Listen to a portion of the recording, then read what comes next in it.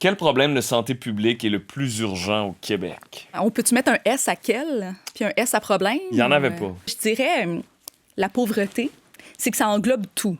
Tu sais, la pyramide de Maslow, là, on parle des besoins essentiels qu'on doit combler pour être capable ensuite de s'épanouir. Il y a certains de ces besoins essentiels qui sont considérés comme des biens économiques, alors que ce sont des besoins vitaux. Point. Juste la manière de considérer l'alimentation comme étant un bien qu'on s'achète. Puis la même chose pour le logement.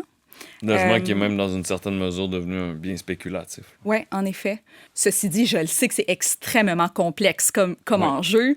J'ai pas la prétention de dire on claque des doigts, tout le monde a une maison. Là. Mais je pense qu'il y a une problématique importante actuellement. Quand les personnes ont pas l'argent ou n'ont pas les circonstances sociétales pour bien s'alimenter, puis pour avoir un logement qui est minimalement salubre, puis... Juste un logement, des fois. Juste un logement, point, là, c'est certain. Bien, c'est difficile de s'attendre à ce qu'ils soient en santé pour le restant de leur vie. Et tout ça, ça tourne autour de l'argent.